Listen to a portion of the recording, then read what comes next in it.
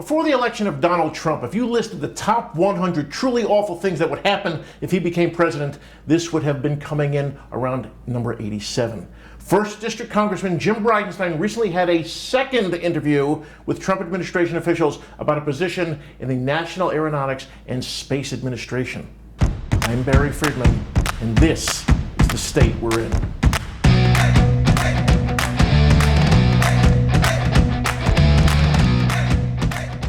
Bridenstine is not an engineer, not a scientist, although between 2009 and 2010, he did run the Tulsa Air and Space Museum, and it and NASA both have space in the name, so there's that. Who better to put in charge of the $18.5 billion agency than a guy who lost about $140,000 in 18 months at a museum in Oklahoma?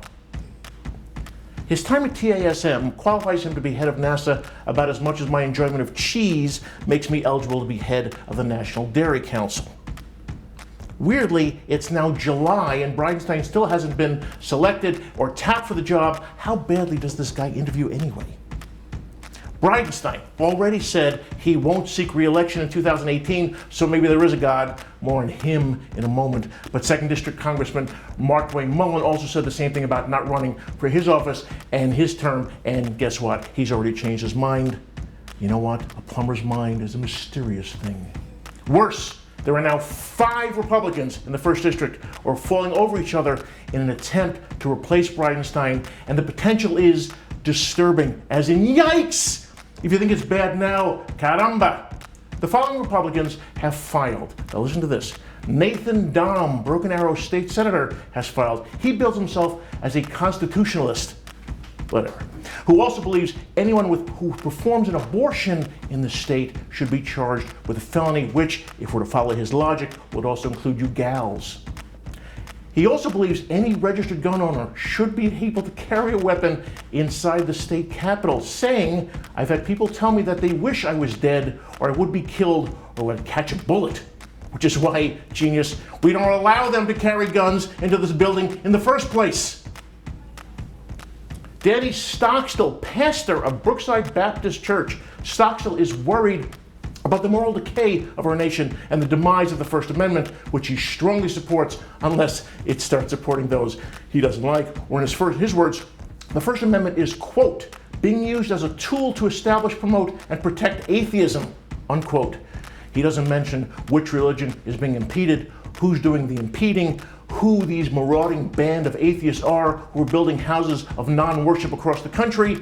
But if some cashier at Target fails to wish people like Stockstill a Merry Christmas, it'll be time to strap on the wireless headset, get in front of the congregation, and preach about the end of the Republic.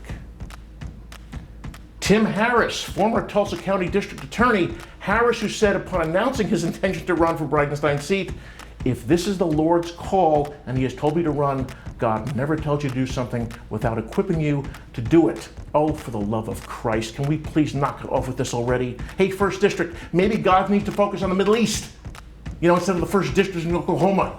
Harris also claims to be, wait for it, a constitutionalist, which is good because every primary needs at least 2 who wrap themselves in a document that doesn't mention God once.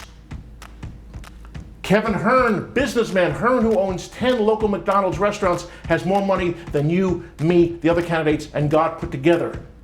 Hearne favors repealing Obamacare and replacing it with a healthcare reform that lowers costs and improves services for patients, which might be a tad more believable if he provided such coverage to those who sling burgers for him.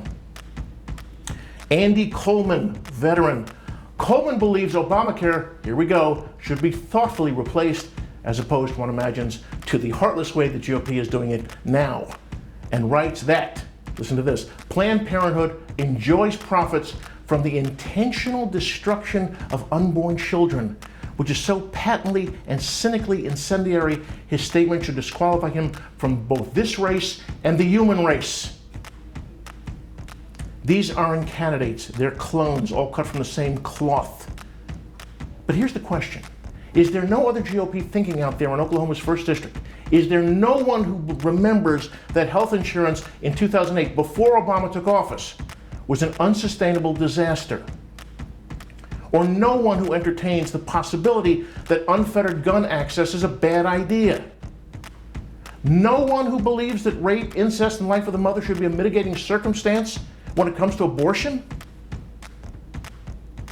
No one who believes that his religious and narrowly defined proclivities should be kept out of the classroom and the public square? Or no one who believes and, dare I say, loves the institution to which they so desperately want to be elected? No one who sees the beauty and possibility and necessity and transcendence of good governance? Stupid question.